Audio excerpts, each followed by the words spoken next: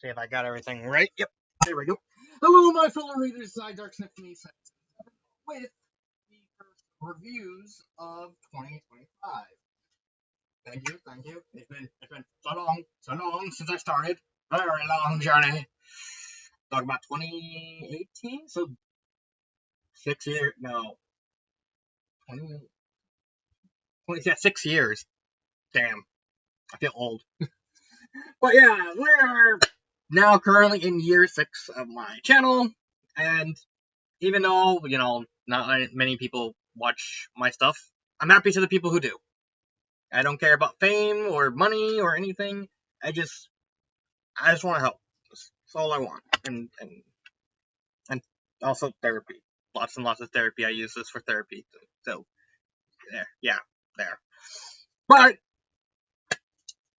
I just want to thank everyone who's watched any of the videos, whether it be this one or any future ones. Thank you for at least humoring some random guy in the middle of Florida with at least liking it. Make sure to like the video, subscribe to the channel, click on that bell for notifications, leave a comment in the comment section below on your thoughts of the story. My opinion is not indicative of everyone in the world. There will be a link to the story to the stories in the description below. And finally, for my opinion is not indicative of everyone in the world, so please respect that. So the first of the two stories I'm going to review is Pain of the Past Redux by Duck. This is a Mario fanfiction, and I had a lot of fun reading it. So basically, for wondering why I'm reviewing her stories again, for context, she kind of asked me in like the background, because me and her are actually friends. She wants me to like review some of her stories. She doesn't want me to review on the channel all of them, but we both kind of agreed to let's kind of make this one an exception, because I really did want to talk about this one at least as much as I could. So yeah, so this one's kind of like an exception to those rules. The rest of them I'm kind of just read. I'm gonna be kind of reading in the background and kind of talking to her about them. But Pain of the Past Redux. So this is a upgraded version of episode 13, which is the story that has Ludwig and Ludwig getting his body stolen by a Dupless. I think in the original version, it was just normal Duplighost. I can't remember. It's been so long since I actually read that story. So, but I'm guessing. I believe it was just a random Duplighost in the original version, and the author changed it to Dupless. And then Lemmy kind of has to help. Tries to find Ludwig. Ludwig kind of jumps into Lemmy's head, and then Lemmy kind of just finds out why Ludwig kind of the way he is over the course of their little adventure to kind of get his body back. So, what is the plot? So here's the thing.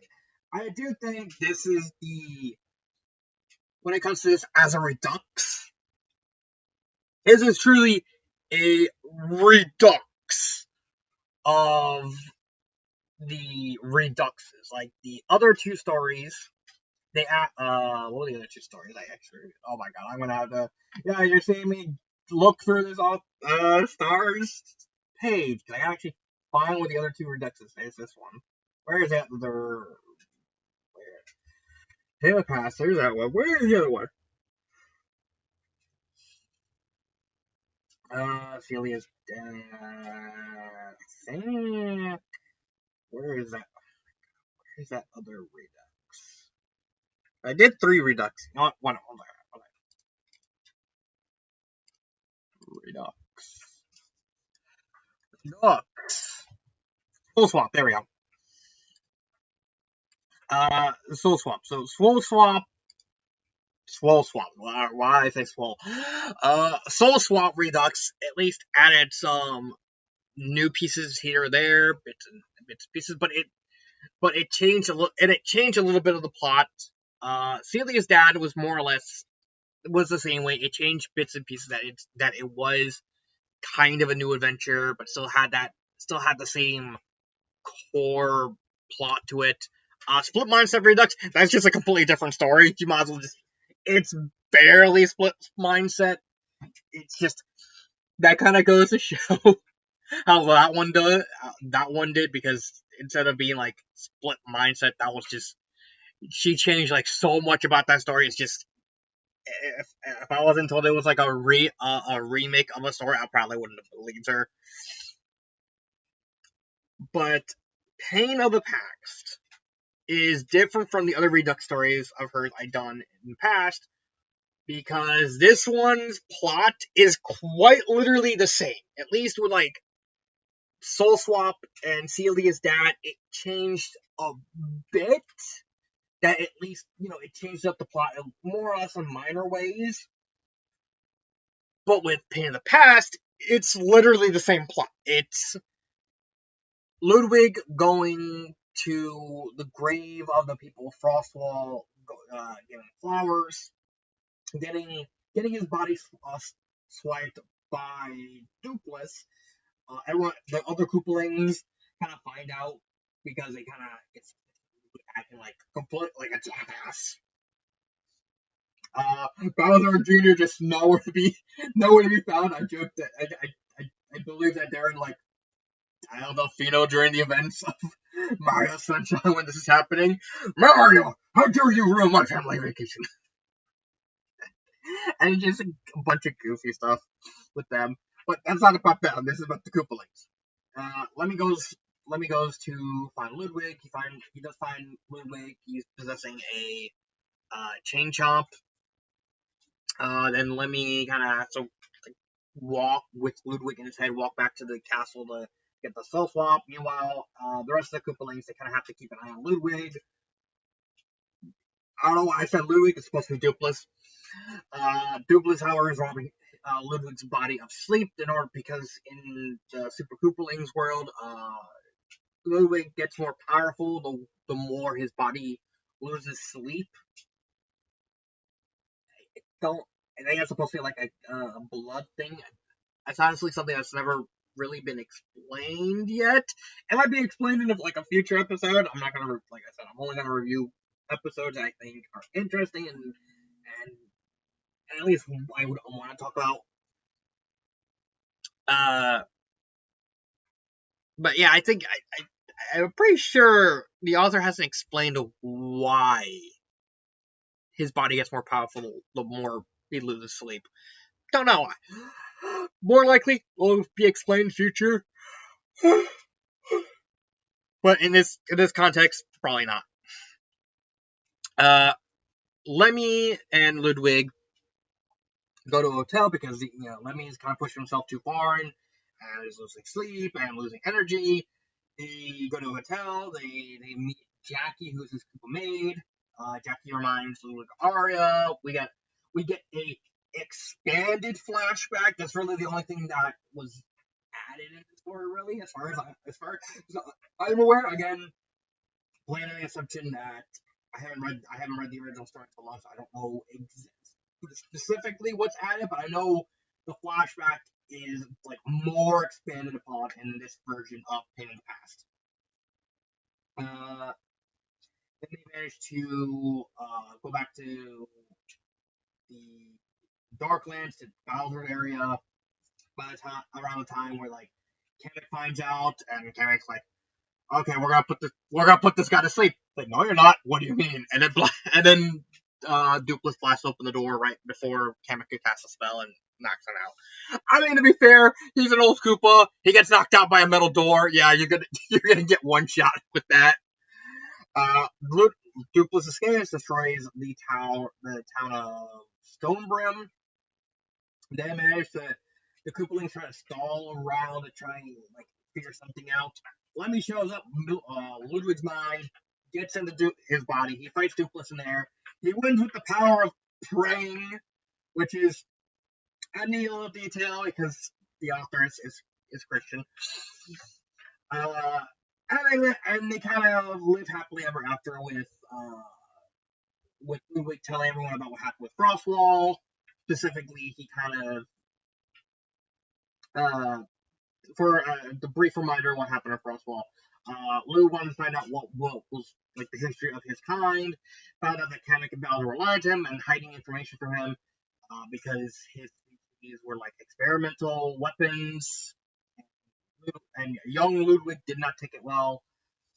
Inadvertently destroyed the town of Frostwall, which killed dozens of people, like hundreds of people. No idea how big Frostwall was. Apparently, in this version, Frostwall was like really big, fairly big to the point it took like the entire town being set on fire and an avalanche to kill everyone.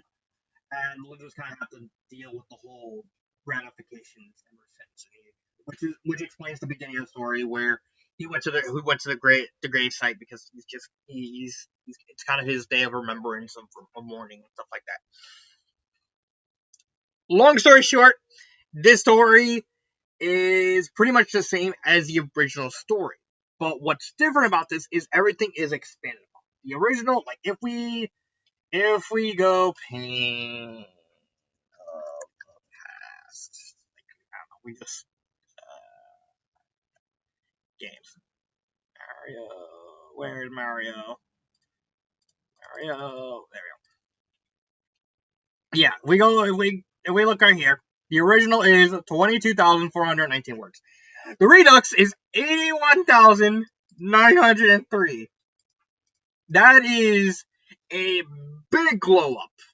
And I really like how this story has a lot of nuances that entices people to actually want to read this because it's not like because this is just the author took the entire foundation of the original story and just said, I'm going to fucking work with this and make it as good as I can.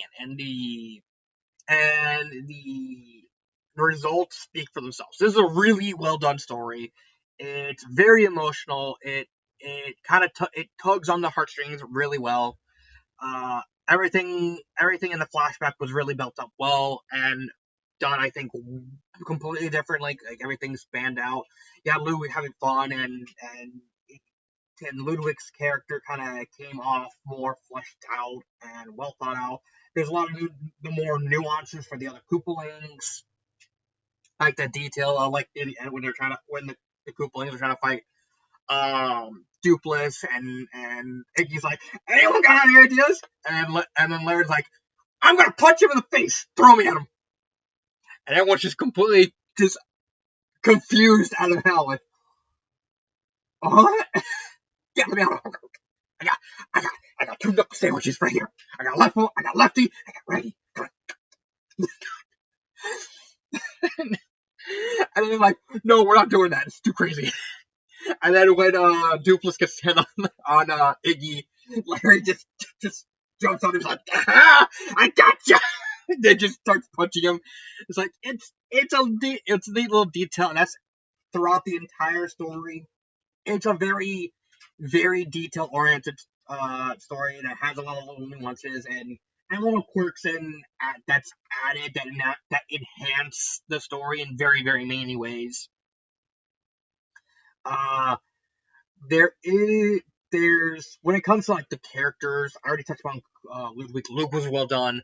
I liked Lemmy. Lemmy's more fleshed out. All the Koopalings are fleshed out. Even Dupless uh, is better here as a villain than I think the Dupla Ghost in the original because his role is like more expanded upon, especially with like the relationship of how Dupla Ghosts were made. Like, oh, if a Dupla Ghost takes your body and it takes it out after about a week, you turn into a Dupla Ghost. You have a really self-hating. You really hate everyone, and you want people to suffer. That's a Dupla Ghost. Hey, I even like the neat little the detail that we don't really see Dupless's real form. Like we all know what Dupless looks like. He's like the white sheet with the party hat. Everyone knows what Dupless looks like.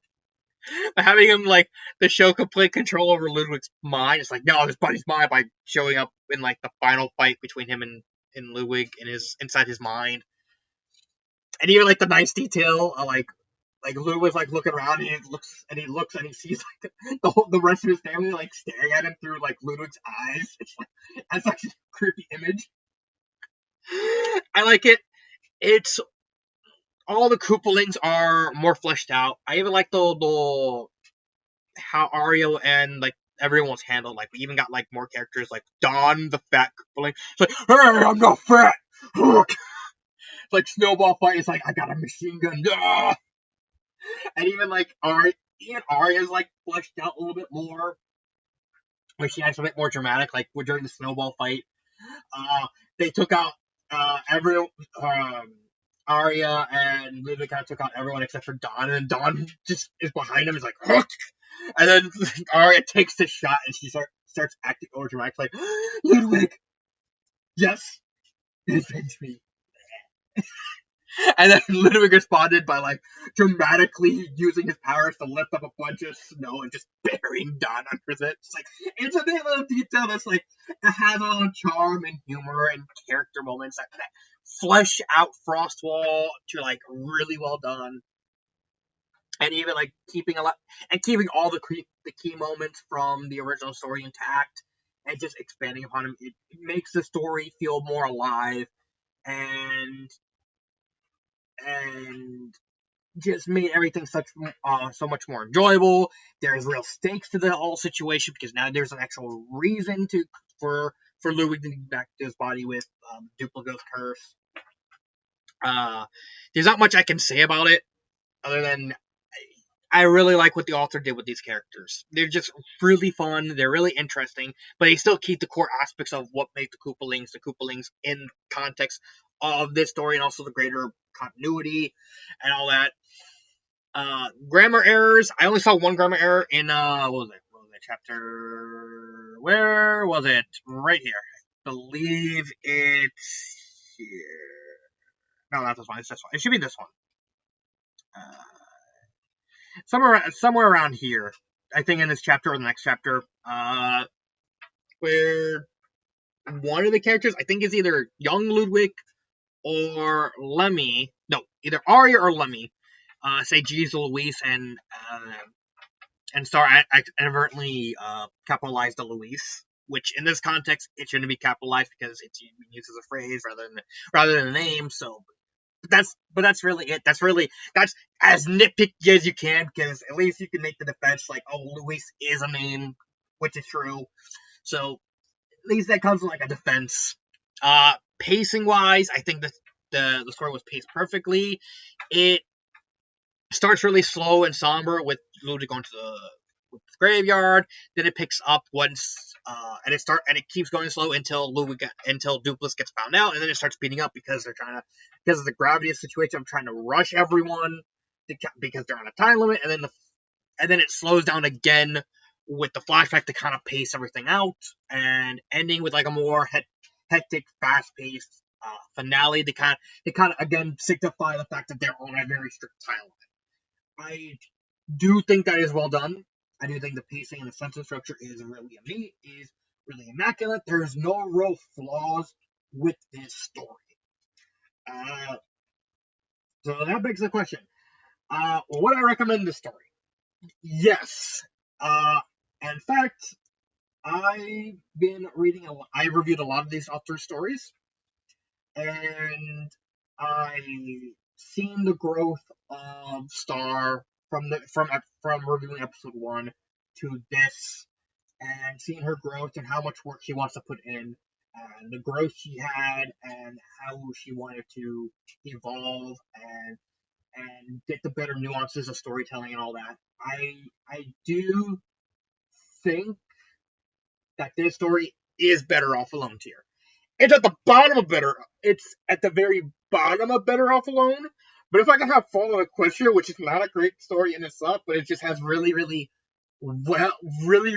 good world building, like Better Off Alone tier world building, I could put this at Better Off Alone tier, despite the fact that it's probably like better written and has better moments than Fall of Equestria.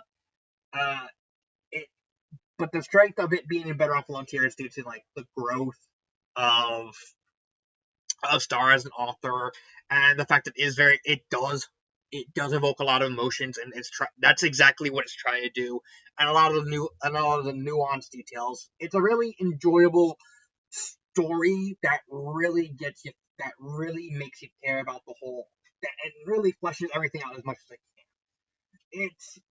It's a really sweet story. I do think there is a lot of emotion and all that, but yeah, plus it's like the better off alone too. This is just my opinion. What I think of the best fan fiction. It's like what's the quote? Jim Carrey said no. Yeah, Jim Carrey. No, not Jim Carrey. No. The guy who hosted, who guy who's hosting, the guy who's hosting Prices Right now.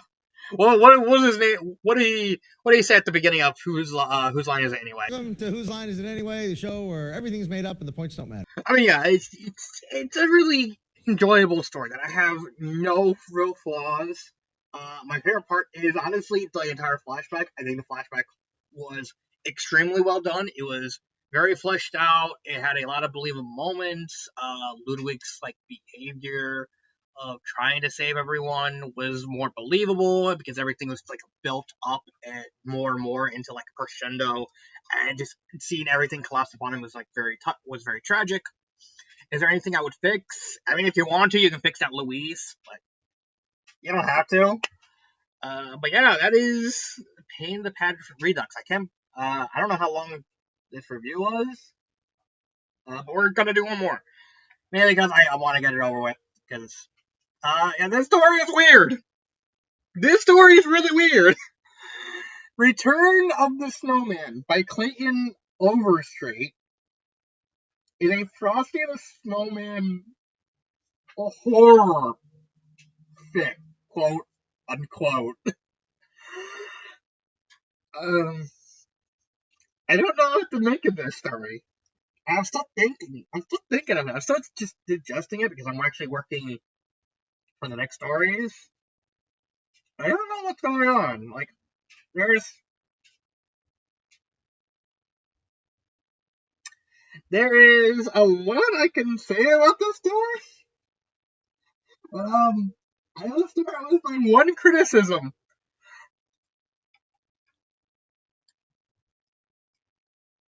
This is not a horror story. It's just not. It's a it fits parody. Because I believe the reason he wrote this is because I think he like I think yeah he claimed that they yeah people Santa are killer, but some people hold like yeah people are like, oh well, there's horror, there's evil Santa and evil gremlins, but there's no evil Frosty because of copyright. So it's like I'm gonna do this anyway, but it's so scary. I don't know why the author didn't make this scary. I, I guess he tried. Okay, so for context, let's talk about the plot. The plot is like a weird mixture of the original, like Frosty the Snowman and Children of the Corn. And I don't know why, but it just is. So this girl named Eve is a spoiled brat, and because she just wanted, I guess she just wanted to watch the world burn, decided to like convince a bunch of other kids. Also, spoiler alert, there's like a hat, there's like an evil Thanksgiving hat. Why a Thanksgiving? A pilgrim hat? I don't know. Kind of possessed all the other kids.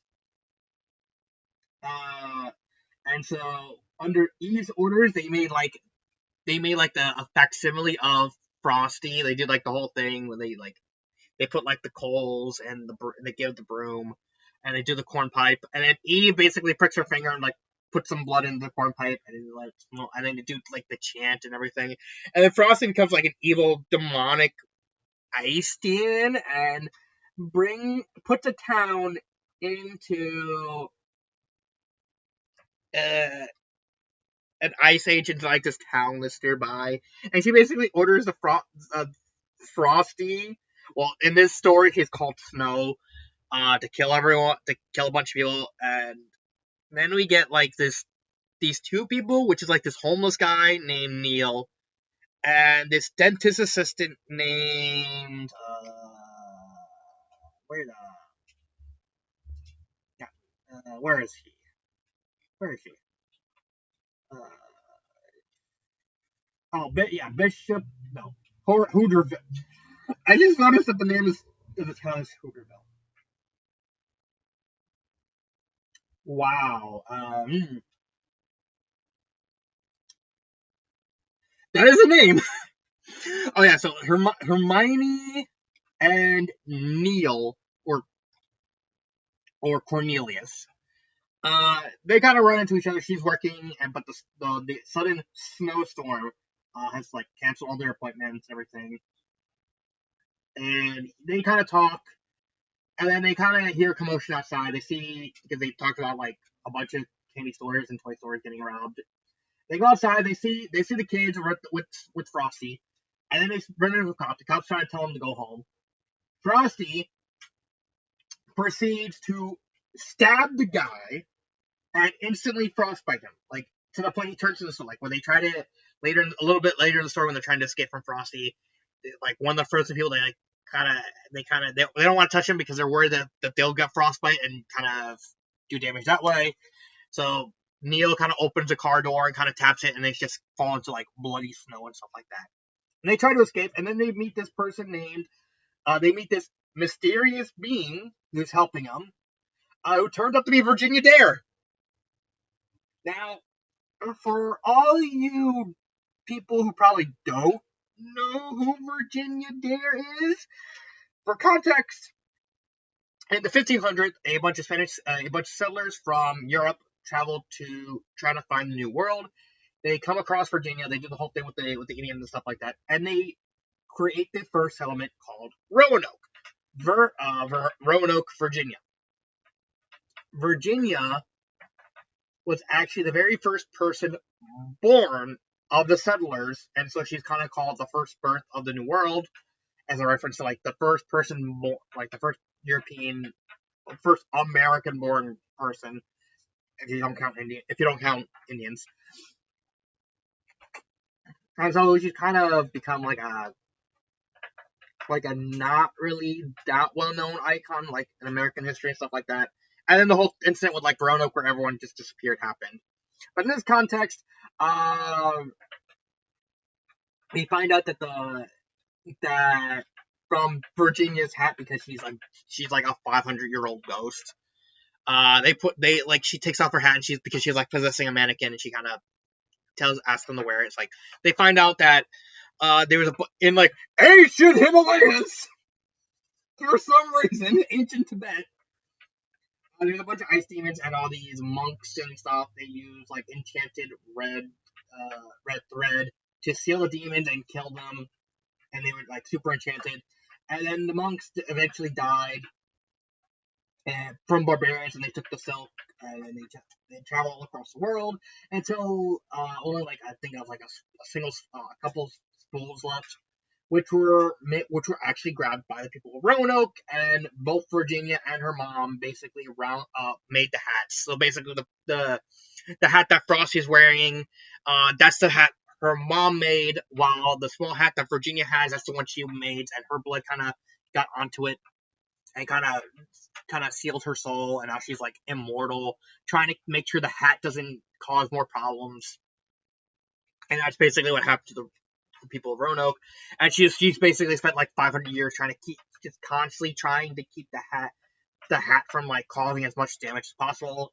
And she's even like, I kind of live with it. I can't have sex. I can't really eat. I can't really drink. I can't really sleep. But hey, you have like all these entertainments like books and video games and movies and all this stuff. I don't know.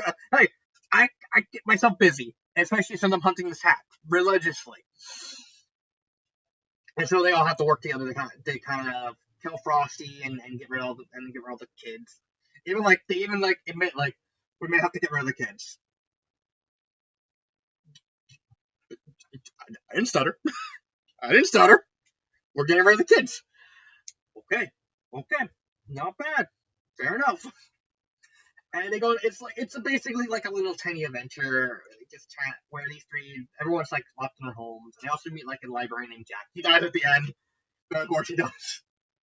And they have to come up with like all these creative ways to try and defeat Frosty. Like they have torches and they have like the wine, the rope, and even make like and Virginia even like makes like they even made like a homemade thermite bomb where like Virginia actually puts inside of her mannequin body to like take out the Frosty. But since the hats are physically uh the the two hats are physically impossible to destroy. They're like it's indestructible. You can't destroy them. So it's like she's kind of fine at the end, and the story kind of ends like, oh, actually predicted like as Virginia actually predicted like the random voice. Like usually when this stuff happens, the government comes in, they blame the phone and they just sweep it all on the rug. And even like Neil and Madeline like ask Virginia, it's like, can we get this journey with you? And Virginia's like, all right, that's fine.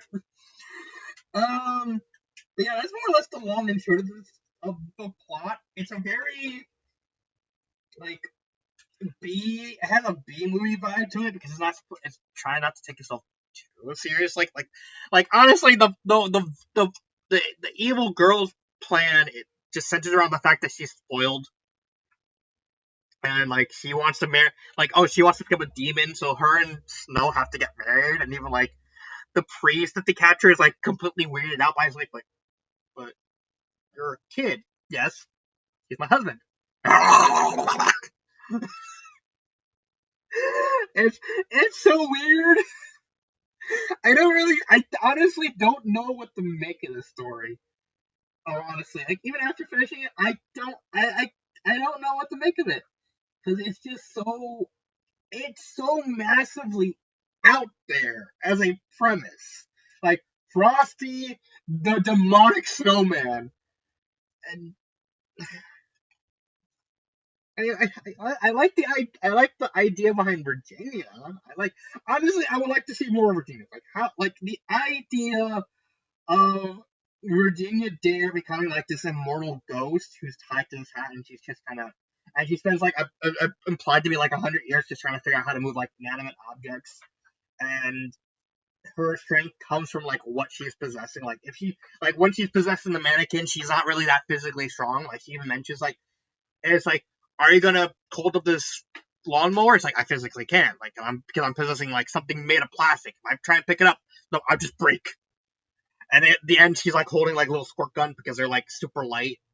And she also has a thermite bomb in her. And she's like, oh. And when she dies, she just goes back to like the doll she's been having for like that she travels around in. But if she like possesses like a marble statue, it's like, yeah, I'll be physically strong. I'll just punch the thing out.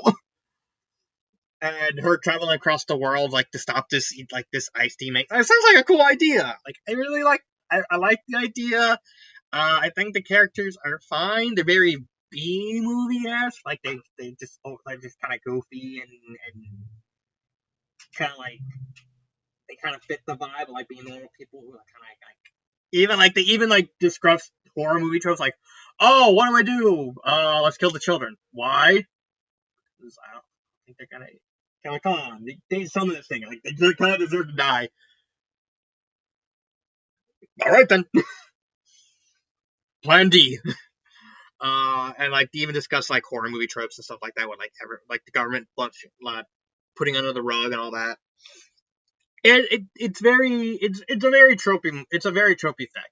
I think it's fine. I think it's fine for what it is. I think the characters fit that as well. They're not really that super deep, but again, if you're trying to go for like the whole point of a B movie is like they kind of be over the top and stuff like that. Grammar wise, it starts out fine, but as the story goes on, as you get further into the story, it kind of starts to get the grammar errors start to pop up here and there. Pacing wise, I think it's fine. It's not great, but I think the sentence again, it's fine. I don't have. It's just such a confusing fic. Like honest to God, like I don't know whether or not to say a bunch of good things about it or say a bunch of bad things because the whole point is that it's supposed to be a horror fic, but it's not And it's just not horror. It just doesn't feel like horror. It feels like what, that shitty Winnie the Pooh horror movie that came out like I think a year ago. That's like, oh, this is shit. But it's like it's entertaining, but so why not? It might have been like a more billion bucks. More. Uh, do I like this fic? I kind of like this fic. I think the fic is fine. I think it's fine for what it is. I don't really think it's that bad. I just wish it didn't say horror fic because I was expecting something else. But for what it is, for what it's trying to be, I, I don't think it's that bad. I would recommend it. I wouldn't recommend it that deeply because it's very specific at what it's trying to be, and not a lot of people really like this type of stuff. But what it is, it's all right. It's not great, but it could be worse. It could be better. Uh, what would be my favorite part? I mean, honestly, I like Virginia Dare. I think she's a great. I think she's fine. Again, a great idea. The execution's fine enough for what she was trying for what she brought to the story of like the whole mystical element to kind of tie into